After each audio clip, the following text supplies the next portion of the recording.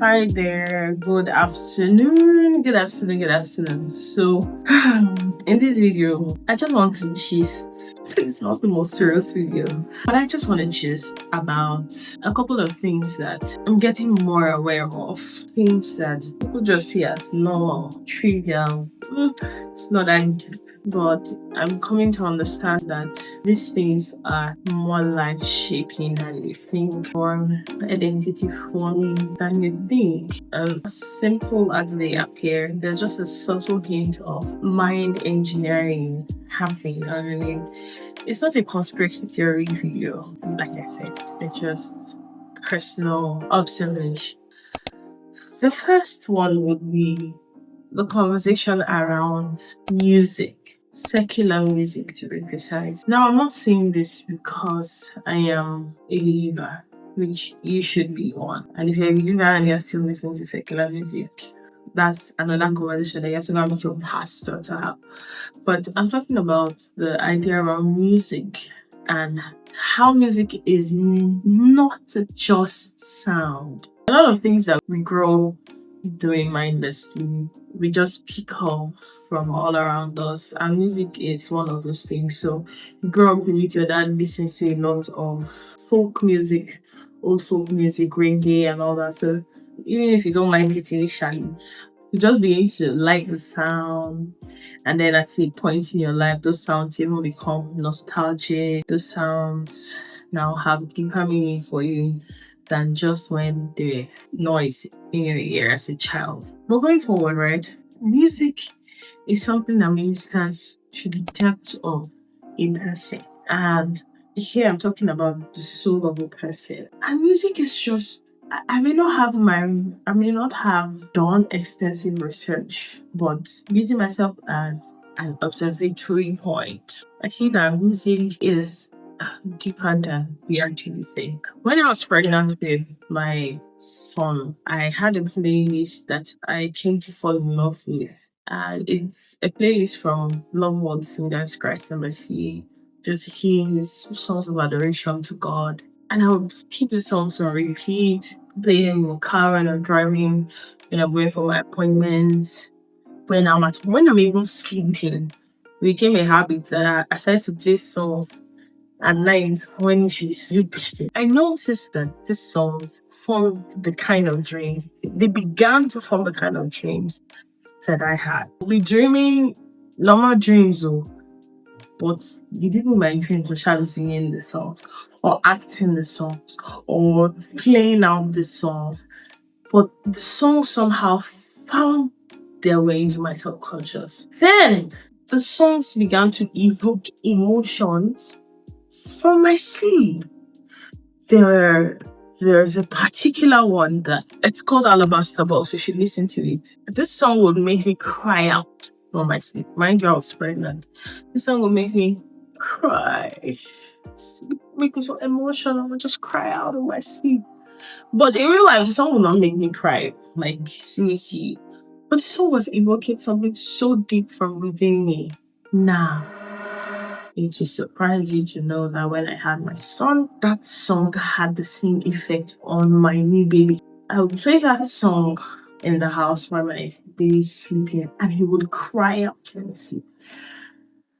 I don't have the exact analysis. I can't say this is why this happened, but I could, as a matter of fact, see what was happening by virtue of playing the songs over time, the effect it had on me and now had on my own child. And I just knew that, songs had. And I even said to thank God that was the kind of song I was listening to. How be it that I was listening to some hard rock, metal, trap, terrible music that people play these days. I wonder what psychological effect it would have had on him. And then, of course, a couple of other things.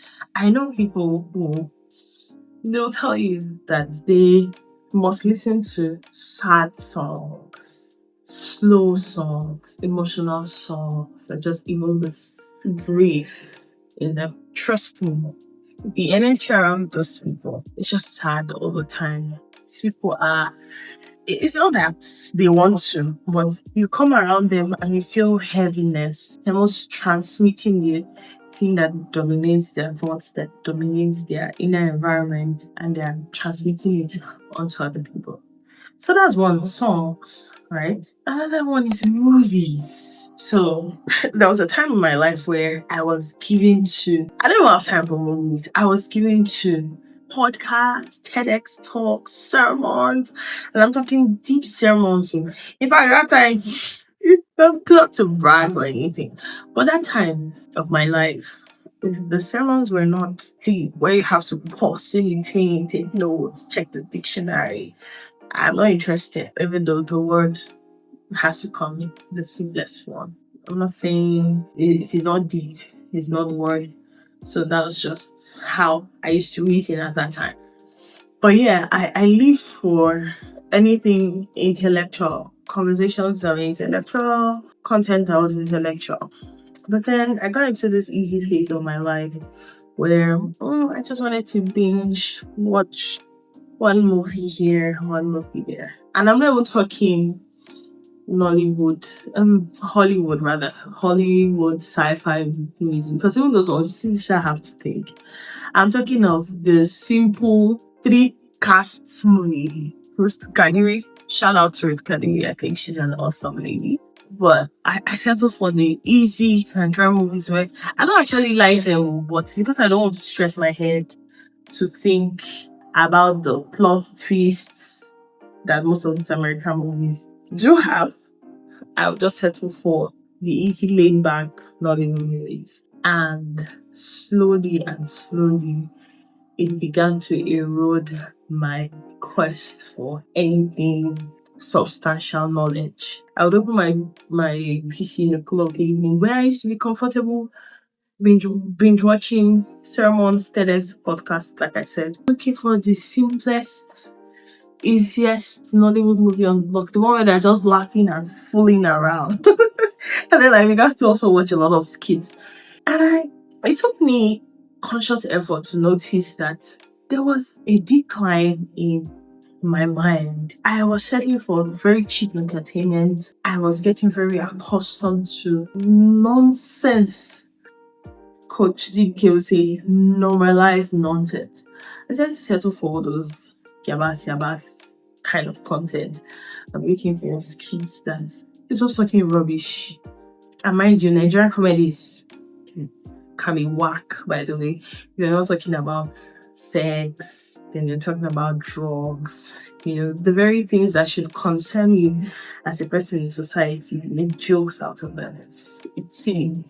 Yeah, that's what movies, those kind of movies did to me. And then let's not even talk about the moral part. These movies, whether you like it or not, they're forming a construct in your mind. These movies will make you think that a man and a woman who are not married but spending weekends at each other's place is normal.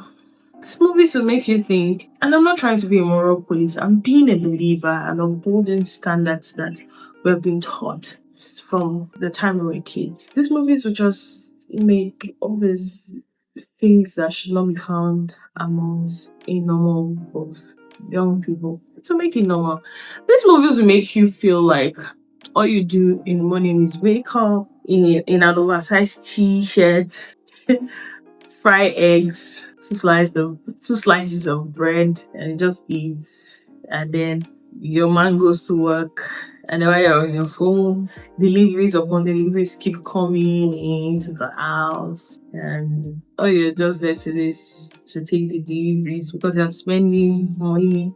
Like, it just gives you this very alternate universe that I don't think even exists, and if it exists, it's not a universe anybody should aspire to live in. But yeah, that's what I found with these movies. It just gives you a mental construct that is unreal, that does not exist in any world. Even with the movies that trended the most this last year, I saw some of them. They're just delusional. In what world these things even happen? Yes, there are people who have had it easy, there are people who have had it very lucky. But even at that, the movie world, what the movie portrays is very different from what life actually is. And I'm sure it's not the intention of these producers to make people delusional. Yes, yeah, it's a body of work, it's a fictional body of work.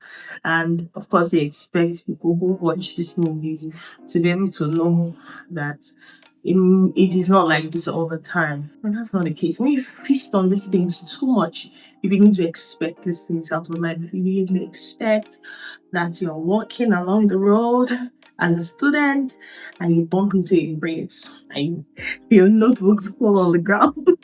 This is what we used to watch back in the day. And your notebooks will fall on the ground on campus and he'll pick them up for you and you will start a relationship that's going to end in the moon. But it doesn't happen like that. I'm sure those of us who have come of age have realized that okay, not quite. So yeah, music, movies. There are a couple of things that I also want to talk about, but this video is already past 14 minutes. So I'm going to end it here. If you enjoyed this video, like, comment what you think. Some things that you want to do away with because you have weighed it in the balances and you have seen that these things are not worth it. These things are more of a disservice than service to me. So put it in the comment section, subscribe to my channel, show me love, and if you disagree with anything I said, feel free to also share your points, right? I also want to hear a different point of view. Thank you, peace.